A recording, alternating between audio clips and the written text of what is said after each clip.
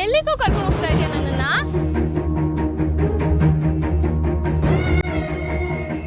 ಎಲ್ಲಿ ಅಂತ ಹೇಳು. ನೀನ್ ಎಲ್ಲಿ ಅಂತ ಹೇಳಿಲ್ಲ ಅಂದ್ರೆ ನನ್ಗೆ ಹೇಗೆ ಗೊತ್ತಾಗ್ಬೇಕು ಹೇಳು? ಎಲ್ಲಿ ಕರ್ಕೊಂಡ್ ಬಂದೆ?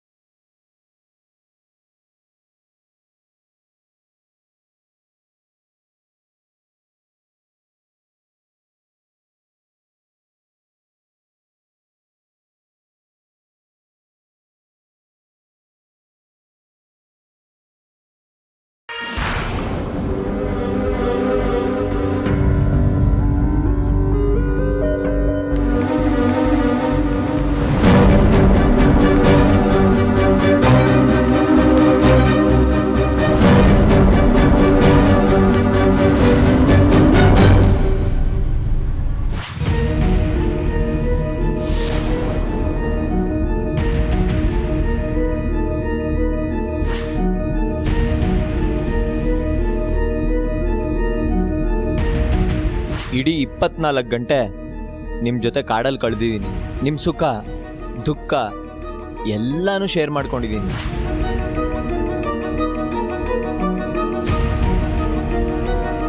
ನೀವೇನು ಅಂತ ಅರ್ಥ ಮಾಡ್ಕೊಂಡಿದ್ದೀನಿ. ಅದಕ್ಕೆ ಕೇಳಿದೆ, ಎಲ್ಲಾನು ಮರ್ತು ಬಿಡಲ್ಲ ಅಲ್ವಾ? ನಾನು ಉಸಿರಿರೋವರೆಗೂ ಮರೆಯೋದಕ್ಕೆ ಸಾಧ್ಯನೇ ಇಲ್ಲ.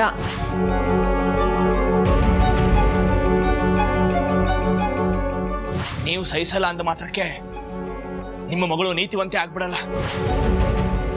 ಹಿರಣ್ಮಯಿ ಬಗ್ಗೆ ನೀವಿಷ್ಟು ಕುರುಡು ಪ್ರೀತಿ ಇಟ್ಕೊಂಡಿರೋದು ನೋಡಿದ್ರೆ ಪಾಪ ಅನಿಸ್ತಿದೆ ಮಾವ.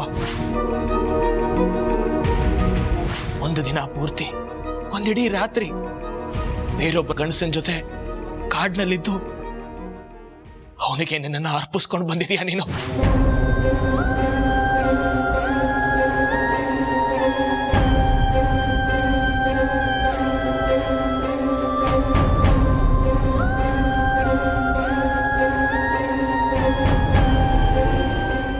ಗಣೇಶನ ಹತ್ರ ನನ್ನ ಕರ್ಕೊಂಬರಕ್ ಹೇಳಿದ್ರಂತೆ. ನೀವೀಗ ನಿಂತ್ರೆ ನಾನೇನ್ ಅನ್ಕೊಬೇಕು?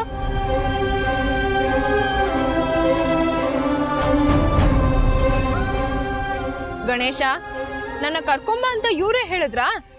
ನೀನ್ ಕರ್ಕೊಂಬಂದ?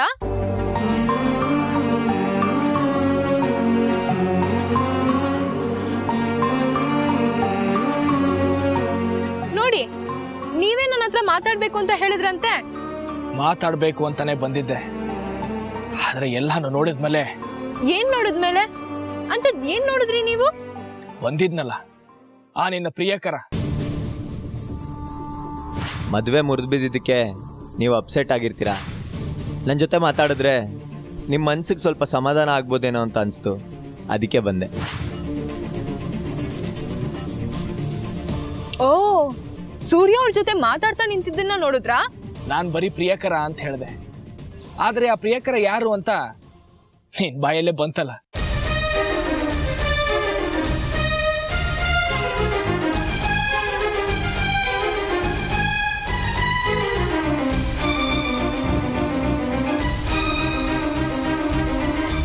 ಏನಯ್ಯ ಮಾತಾಡಿ, ಇನ್ನೇನು ಉಳಿದಿದೆ ಅಂತ ಮಾತಾಡ್ಲಿ?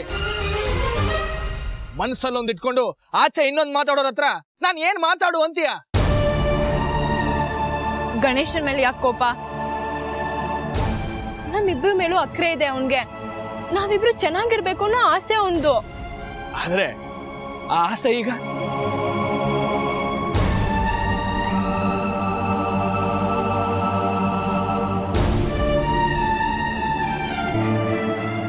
ನಿನ್ನ ತುಂಬಾ ಚೆನ್ನಾಗಿ ಅರ್ಥ ಮಾಡ್ಕೊಂಡಿದ್ದೀನಿ ಅಂತ ಅನ್ಕೊಂಡಿದ್ದೆ. ಆದ್ರೆ ನೀನು ಅಂದ್ರೆ ಈ ಕ್ಷಣಕ್ಕೆ ಎಲ್ಲ ಗೋಜಲು ಗೋಜಲು. ದಯವಿಟ್ಟು ನೀನೇ ಹೇಳಿ ಉಪಕಾರ ಮಾಡ್ಬಿಡು, ನೀನಂದ್ರೆ ಏನು ಅಂತ.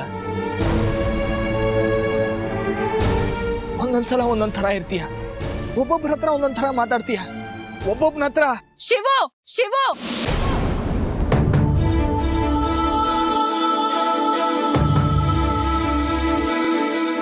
ಕಿರುಚಿ ಮಾತಾಡಕ್ಕೆ ನನಗೂ ಬರುತ್ತೆ. ಎಲ್ಲ ವಿಷಯನೂ ಅದೆಷ್ಟು ಜಾಣತನದಿಂದ ಹ್ಯಾಂಡಲ್ ಮಾಡ್ತೀಯ ನೀನು. ಎಲ್ಲ ನೀನ್ ಅನ್ಕೊಂಡಿದ್ದ ಥರಾನೇ ನಡೆಯುತ್ತೆ.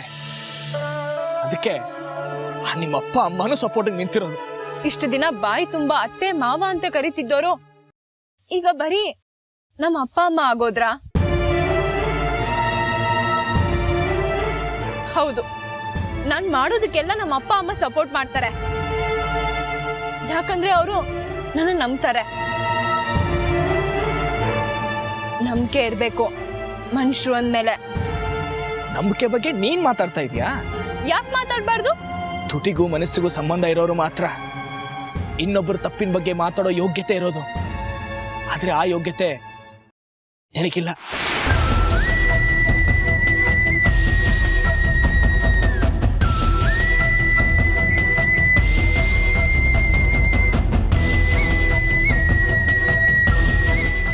ಇವ್ರೇನ್ ಹೇಳಿದ್ರು ನೀನೇನ್ ಕೇಳಿಸ್ಕೊಂಡ್ಯೋ ಪಾಪ.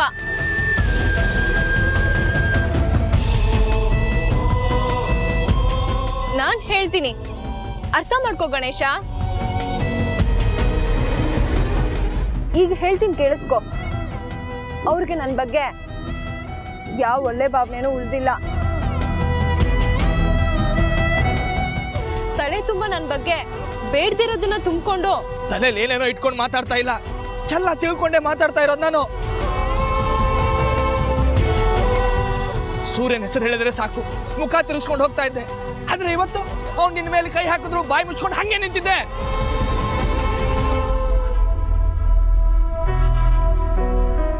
ನೀನ್ ಅವನ್ಗೆ ಮೈ ಮುಟ್ಟಿ ಮಾತಾಡೋಷ್ಟು ಹತ್ರ ಆಗಿರ್ಬೇಕಲ್ವಾ ಕಾಡೊಳಗೆ? ಸಾಕು, ನನ್ನ ಇನ್ನಷ್ಟು ಪಾತಾಳಕ್ ತಳ್ಬೇಡಿ. ಒಂದೇ ಒಂದ್ಸಲ ತಾಳ್ಮೆಯಿಂದ ಕೂತು ಯೋಚನೆ ಮಾಡಿ ನೋಡಿ. ನಿಮ್ ಹಿರಣ್ಮೈ ಏನು ಅಂತ ನಿಮ್ಗೆ ಅರ್ಥ ಆದ್ರೂ ಆಗ್ಬೋದು. ನನ್ನ ಹಿರಣ್ಮೈ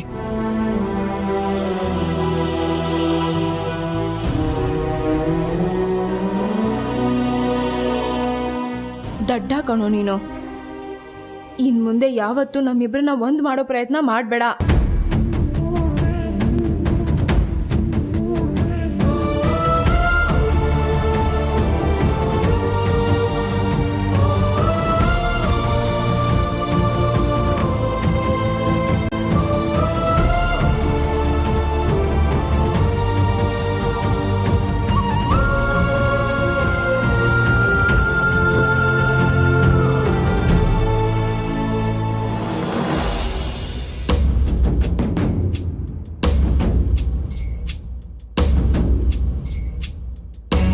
ನಮಸ್ಕಾರಮ್ಮ. ನಾವು ಗಾಂಧಿಧಾಮ ಅಂಧ ಶಾಲೆಯಿಂದ ಬಂದಿದ್ದೀವಿ.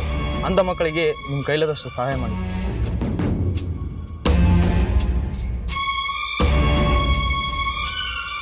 ಅಮ್ಮ, ಇದರಲ್ಲಿ ನಿಮ್ಮ ಹೆಸರು, ನೀವು ಕೊಟ್ಟಿರೋ ಹಣನ ಬರೆದುಬಿಡಿ ಅಮ್ಮ.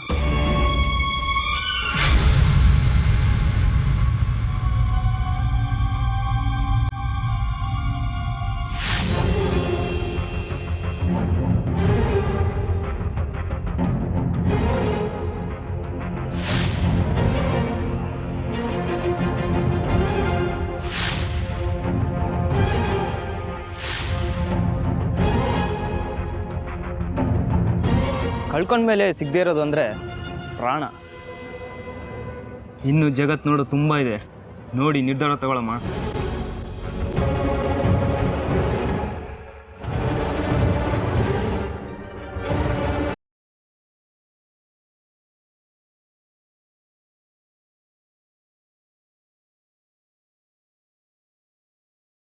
Lakshmi madam, Lakshmi madam.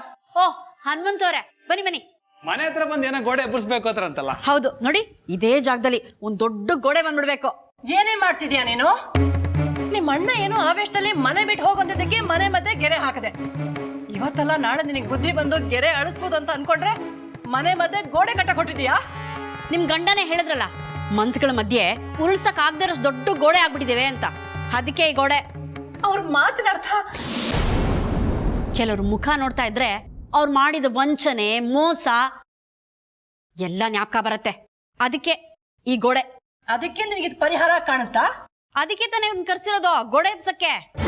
ನೋಡಿ ಮಿಸ್ರಿ, ದೊಡ್ಡ ಗೋಡೆ ಬಂದ್ಬಿಡ್ಬೇಕು. ಎಷ್ಟು ಖರ್ಚಾದ್ರೂ ಪರವಾಗಿಲ್ಲ, ಎಷ್ಟಾಗತ್ತೆ ಅಂತ ಹೇಳಿ ನಾನು ಸಾಲನೋ ಸೋಲನೋ ಮಾಡಿ ತಗೊಂಬಂದ್ಬಿಡ್ತೀನಿ. ಇವತ್ತಾದ್ರೆ ಇವತ್ತು, ನಾಳೆ ಆದ್ರೆ ನಾಳೆ, ಒಟ್ನಲ್ಲಿ ಗೋಡೆ ಎದ್ಬಿಡ್ಬೇಕು.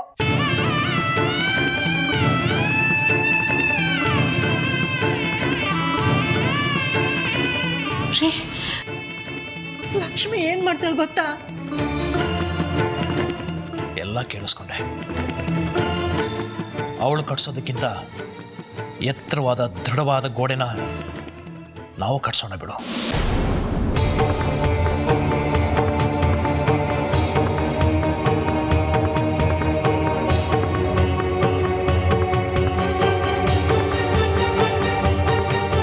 ಅಮ್ಮ, ನೀನು ಮದುವೆ ಬ್ರೋಕರ್ ಹತ್ರ ಮದುವೆಗೆ ಅಂತ ಹುಡುಗಿ ನೋಡ್ತಿದ್ಯಲ್ಲ? ಹೌದು, ಅದರಲ್ಲಿ ನನಗೂ ಒಂದು ಹುಡುಗಿ ಇಷ್ಟ ಆಗಿದ್ಲು. ಆದ್ರೆ ನಿಮ್ಮಪ್ಪ ನಿನಗೆ ಇಷ್ಟ ಆಗಿದ್ದ ಹುಡುಗಿ ಜೊತೆ ಮದುವೆ ಗೊತ್ತು ಮಾಡ.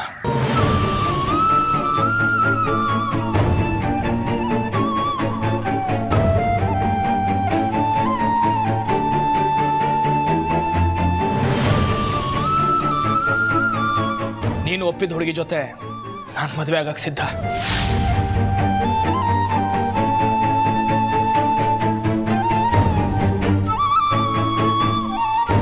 ಅಯ್ಯೋ ನನ್ನ ಬಂಗಾರ, ಈಗಲಾದ್ರೂ ನನ್ನನ್ನು ಅರ್ಥ ಮಾಡ್ಕೊಂಡಿಲ್ಲ. ನಾನು ಈಗಲೇ ಬ್ರೋಕರ್ಗೆ ಫೋನ್ ಮಾಡ್ತೀನಿ.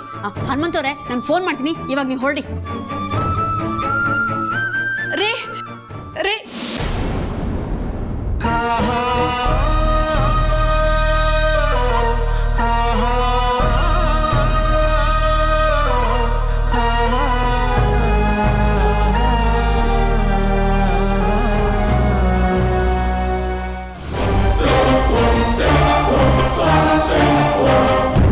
ಗಾಂಧಿಧಾಮದ ಅಂಧಾಶ್ರಮದ ಸೇವಕರು. ಎಲ್ಲ ನೀವೆಲ್ಲಣ್ಣ ಹೇಳ್ಕೊಟ್ಟಿದ್ದೆ. ಹೋದ ಕೆಲಸ ಸರಿಯಾಗಿ ಮಾಡ್ಕೊಂಬಂದ್ರ? ಹೂನಣ್ಣ, ನೀವು ಹೇಳಿದ ಥರನೇ ಮಾಡಿದ್ದೀವಿ.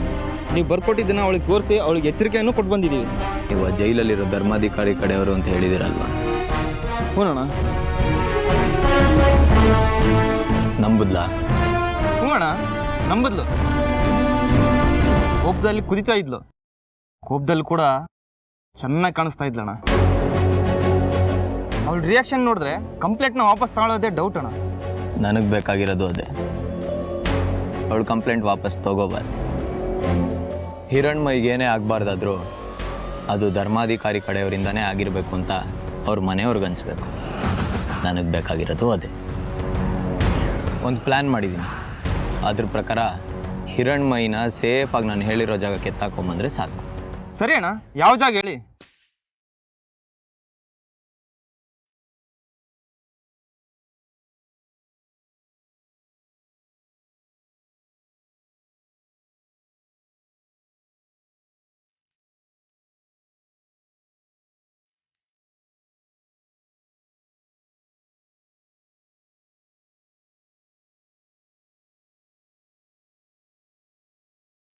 ಹೊರಡಿ.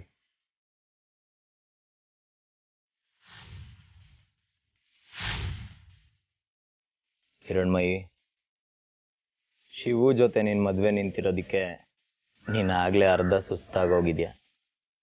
ಇನ್ನು ಅಳ್ದು ಉಳಿದ ಜೀವನ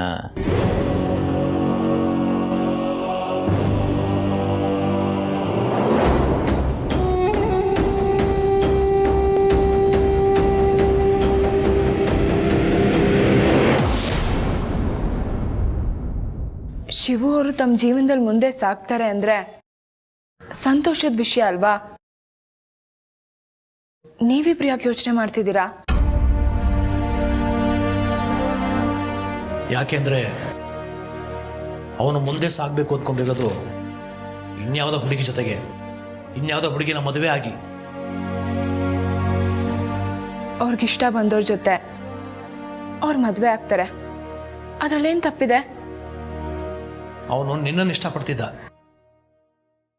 ಆದ್ರೆ ಈಗ ಇಷ್ಟ ಪಡ್ತಿಲ್ವಲ್ಲ.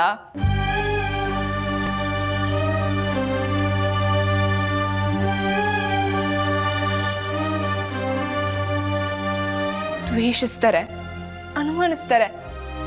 ಮುಂಚೆ ನಾನು ಅಂದ್ರೆ ಅವ್ರಿಗೆ ಪ್ರೀತಿ, ಈಗ ನಾನು ಅಂದ್ರೆ ಅಸಹ್ಯ.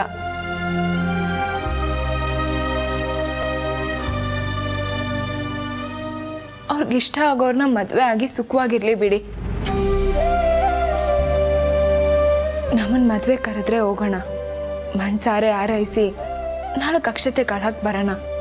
ನಿಂಗೆ ತಲೆ ಕೆಟ್ಟಿದೇನೆ? ಶಿವು ಜೊತೆ ನಿನ್ ಮದುವೆ ಗೊತ್ತಾಗಿತ್ತು, ಮುರಿದು ಬಿದ್ದಾಯ್ತಲ್ಲ ಆ ಮದುವೆ. ಅದು ಇಡೀ ಊರಿಗೆ ಗೊತ್ತಿದೆ. ಅರ್ಥ ಮಾಡ್ಕೋ, ಶಿವು ಬೇರೆ ಹುಡುಗಿ ಜೊತೆ ಮದುವೆ ಆದ್ರೆ ಊರಿನ ಜನ ನಿನ್ ಬಗ್ಗೆ ಇನ್ನಷ್ಟು ಹಗುರವಾಗಿ ಮಾತಾಡೋದಕ್ಕೆ ಶುರು ಮಾಡ್ತಾರೆ. ಬೇರೆ ಹುಡುಗನ ಮದುವೆ ಆಗೋದಕ್ಕೆ ನೀನ್ ತಯಾರಿಲ್ಲ. ಶಿವು ಬೇರೆ ಮದುವೆ ಆಗೋದಕ್ಕೆ ನೀನೇನಾದ್ರು ಬಿಟ್ರೆ ಜೀವನ ಪರ್ಯಂತ ನೀನು ಒಂಟಿಯಾಗಿರ್ಬೇಕಾಗತ್ತೆ ಕಣೆ. ಬದುಕ್ತೀನಿ ಅಮ್ಮ. ಕಷ್ಟ ಕಣೆ. ಹಿರಣ್ಮಯಿ, ನೀನ್ ಮೊದಲೇ ಅತಿ ಸೂಕ್ಷ್ಮ. ಜನರು ಚುಚ್ಚು ಮಾತು ಕೇಳಿ ಬದುಕು ನಡ್ಸಕ್ಕಾಗಲ್ಲಮ್ಮ. ಹೇಗಾದ್ರೂ ಮಾಡಿ ನಾನು ಶ್ರೀಲಕ್ಷ್ಮಿಗೆ ಬುದ್ಧಿ ಹೇಳ್ತೀನಿ. ಶಿವ ಮನಸ್ಸನ್ನು ಸರಿಪಡಿಸೋದು ಯಾರು? ನಾನು ಮಾಡ್ತೀನಿ. ನೀತಿಗೆಟ್ಟವಳು ಅಂದಿದ್ದಾನೆ ನನ್ನ ಮಗಳನ್ನ. ಹಿರಣ್ಮಯಿಗೆ ಜನ ಎಲ್ಲ ಸದೃವಾಗಿ ಮಾತಾಡೋದನ್ನ ಕೇಳಿ ಕೇಳಿ ಶಿವ ಬಾಯಿಂದ ಆ ಮಾತು ಬಂದಿದೆ. ನಾನು ಅವ್ನು ಕೂರಿಸಿ ಬುದ್ಧಿ ಹೇಳ್ತೀನಿ ರೀ. ಬೇಕಾದ್ರೆ ಸೂರ್ಯನ ಜೊತೆಗಿರ್ಲಿ. ಹಿರಣ್ಮಯಿ, ನೀನು ಸೂರ್ಯ ಕಾಡಲ್ಲಿ ಏನೇನು ನಡೀತು ಅಂತ ವಿವರವಾಗಿ ಹೇಳಿ. ಶಿವು ಇದನ್ನ ಅರ್ಥ ಮಾಡ್ಕೊಳ್ದೆ ಇರೋದಿಲ್ಲ. ನನ್ನ ಶಿವು ಮದುವೆಗೆ ಎಷ್ಟೊಂದು ವಿಘ್ನಗಳು ಬಂದು ಹೋಗಿದಾವಮ್ಮ. ಅಮ್ಮನವ್ರಿಗೂ ಇಷ್ಟ ಇಲ್ಲ ಅನ್ಸುತ್ತೆ ಈ ಮದುವೆ. ಹಿರಣ್ಮಯಿ 22 ವಯಸ್ಸಿಗೆ ಸಾವನ್ನಪ್ಪಾಳೆ. ಆ ಹಿರಣ್ಮಯಿ ಎಂಬುದರಲ್ಲಿ ನಾನು ಅವಳ ಸಾವನ್ನು ತೆಗೆದುಬಿಡಲಿ. ಈ ವಿಷಯ ಇಲ್ಲಿಗೆ ಬಿಟ್ಬಿಡಿ. ನೀನ್ ಮೊದಲು ಹಠ ಬಿಡೆ. ವೈದೇಹಿ, ಅವಳ ಬದುಕು ಅವಳ ತೀರ್ಮಾನನೇ ಅಂತಿಮ ಆಗಿರಬೇಕು.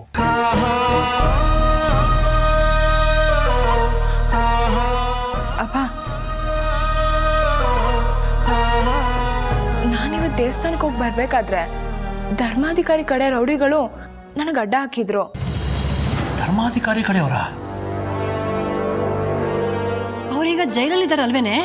ಅವ್ರನ್ನ ಜೈಲಿಂದ ಆಚೆ ತನ್ನಿ ಅಂತ ಬೆದರಿಕೆ ಹಾಕಕ್ ಬಂದಿದ್ರು.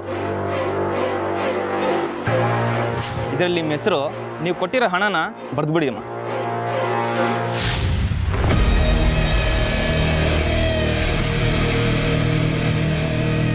ಕಳ್ಕೊಂಡ್ಮೇಲೆ ಸಿಗದೇ ಇರೋದು ಅಂದರೆ ಪ್ರಾಣ. ಇನ್ನು ಜಗತ್ತು ನೋಡೋದು ತುಂಬ ಇದೆ, ನೋಡಿ ನಿರ್ಧಾರ ತಗೊಳಮ್ಮ. ಕಂಪ್ಲೇಂಟ್ ವಾಪಸ್ ತಗೊಳ್ಳಿಲ್ಲ ಅಂದ್ರೆ ನಿನ್ನ ಸಾಯಿಸ್ಬಿಡ್ತೀನಿ ಅಂತ ಚೀಟಿ ಬರೆದು ಕಳಿಸಿದ್ರು ಅಪ್ಪ. ಮಾಡಿದ ಪಾಪಕ್ಕೆ ಪ್ರಾಯಶ್ಚಿತ್ತ ಅನುಭವಿಸಿ ಹೊರಗೆ ಬರ್ತೇನೆ ಅಂತ ಅನ್ಕೊಂಡ್ರೆ ಜೈಲಲ್ಲಿದ್ದರೂ ಹುಡುಗರನ್ನ ಕಳಿಸಿ ನಿನಗೆ ಜೀವ ಬೆದರಿಕೆ ಹಾಕ್ತಾನ. ಅವನ ಮೇಲಿರೋ ಕೇಸ್ನ ವಾಪಸ್ ತಗೊಳ್ಳೋದಲ್ಲ, ಬೆದರಿಕೆ ಹಾಕ್ತಾ ಅಂತ ಇನ್ನೊಂದು ಕಂಪ್ಲೇಂಟ್ ಕೊಡಬೇಕು. ಇಷ್ಟಕ್ಕೆಲ್ಲ ಯಾಕಪ್ಪ ಪೊಲೀಸ್ ಕಂಪ್ಲೇಂಟು? ಬೆದರಿಕೆ ಆಗ್ತವ್ರೆಲ್ಲ ಸಾಯಿಸಲ್ಲ, ಸಾಯಿಸಿದ್ರು ನನ್ಗೇನು ಚಿಂತೆ ಇಲ್ಲ. ನೋಡಿದ್ರ, ಶಿವು ಬೇರೆ ಹುಡುಗಿನ ಮದುವೆ ಆಗ್ತೀನಿ ಅಂದಿದ್ದಕ್ಕೆ ಇದೆಲ್ಲ. ಅವನನ್ನ ಮರೆತು ಬದುಕೋ ಆಸೆನೇ ಕಳ್ಕೊಂಡಿದ್ದಾಳೆ. ಶಿವ ಬಗ್ಗೆ ಆಮೇಲೆ ಯೋಚನೆ ಮಾಡೋಣ. ನನಗೆ ನನ್ನ ಮಗಳ ಪ್ರಾಣ ಮುಖ್ಯ. ಹಿರಣ್ಮಯಿ, ನಿನಗೆ ನನ್ನ ಮೇಲೆ ಗೌರವ ಇದ್ರೆ ನೀನೇ ಕಂಪ್ಲೇಂಟ್ ಕೊಡ್ತೀಯಾ?